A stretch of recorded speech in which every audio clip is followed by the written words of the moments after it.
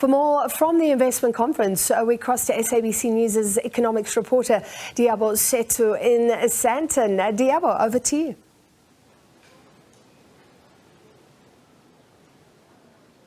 Thank you very much. We're still at the 5th South Africa Investment Conference, where earlier on we heard President Cyril Ramaphosa addressing delegates and formally declaring this conference opened. It is the 5th installment of the investment conference, and from what we are told is that South Africa, or the country and the government, has officially managed to meet their target of 1.2 trillion rand.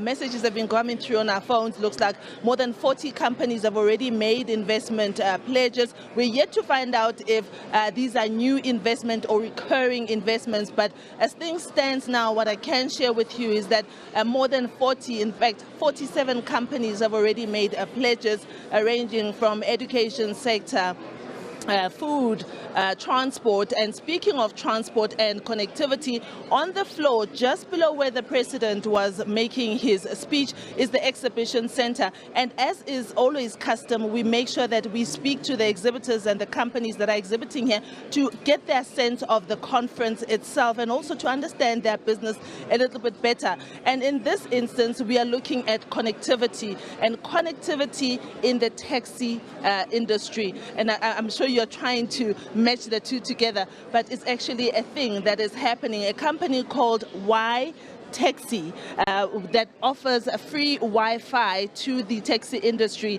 Brian Mdluli, the founder of it and CEO, tells me that in fact every day they wire close to connect about 100 to 150 taxis daily, and this leads to connectivity and some other interesting important things and interesting facts. Is that he says this particular taxi that is behind us, when it goes home, once it parks where the driver or the owner lives, a lot of people come to the gate to try and get that connectivity, the free 15 minutes that's quite left. And I found that was quite interesting, but I'm not going to tell you because I don't know much about that, but Brian Mdluli is going to tell you more about that and why taxi and how the concept came about of trying to reach the taxi commuters and making sure that they are connected. Welcome to SABC News. Please do share with us about Why Taxi. No, thank you very much. The Why Taxi project started in 2012. It was officially launched in 2014. And to date, we've now partnered with Vodacom, Toyota South Africa, as well as Netstar. We've installed over 48,000 of the taxis nationwide. To date, we've also activated about 4,000 of these taxis. And as you said earlier, we're growing at about 100 to 120 vehicles every single day. So it's a growing network. It connects thousands and hundreds of thousands of people with free Wi-Fi. This is pure internet. We don't take any people's private information. We don't want you to register. You just come into the taxi, you click on one button, you view a message from one of our partner brands, and we give you up to a gig of data free every single day. Yeah. So we're taking the industry into the wired world, and there's a taxi within 100 meters of where you are all the time. So we're going to get free internet to the South Africans through the taxi industry. Tell me about how you've seen these change the lives of commuters as well as the owners, the taxi owners, because this is business. I can imagine that if I have a choice to take a taxi that has a Wi-Fi and one that doesn't have, I'll obviously go for the one that has Wi-Fi because I want to remain always connected. Absolutely. The commuters are now starting to look for the taxis that are connected. That improves the daily takings of the owner. So everybody wins. The commuters are getting free internet. The owners of the vehicles are actually getting more business because the commuters are now actively choosing the taxis with Wi-Fi. So we have a big target ahead of us.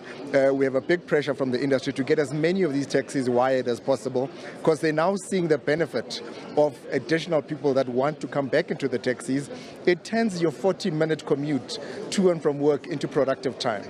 And the wonderful part, and I wanted to say this before we end our interview, is that we are seeing very little traffic on social media.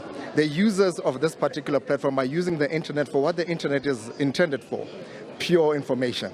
And we are very proud to be bringing this project together with the Vodacom team.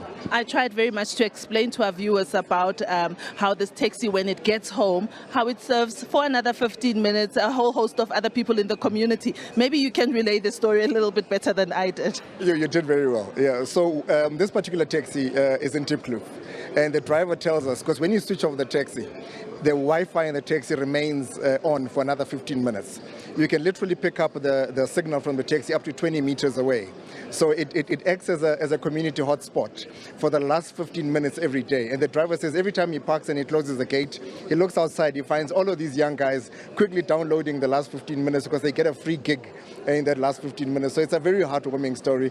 And we're hoping that maybe we can even extend that to 30 minutes so that the taxis become beacons of connectivity in the communities that they live in. Brian Mhluli, thank you so much for speaking to us. Really appreciate it. A heartwarming story. And one of those stories that show you about things that actually work and what businesses are doing out there to make sure that they serve the community. When you look at the taxi industry, you have about 240,000 taxis on the road every single day. Now imagine there's 30 million rand industry having a Wi-Fi and people getting connected, because the future does lie in connectivity. And I thought that I'd make my way here to the Companies and Intellectual Property Commission, or the CIPC. If you've registered your small business, you would know this company very well, because they're instrumental in making sure that you get your business certificate, you get your BEE certificate and all of that. With them, I really want to understand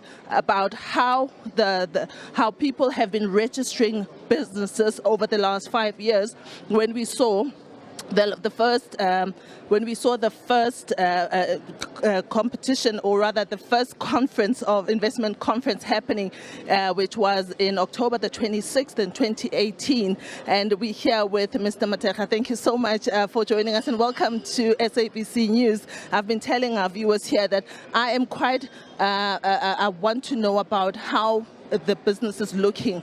Are you seeing more and more people registering for companies, and which companies are those? And over the last 5 years, when this conference first started, have you seen any interesting trends?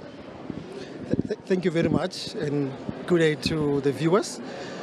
There has indeed been a marked increase in terms of the number of registrations, in particular the private companies. Yes, there's also been an increase in terms of the external companies. So that's encouraging in terms of the interest of formalization by various players in the marketplace. Yes.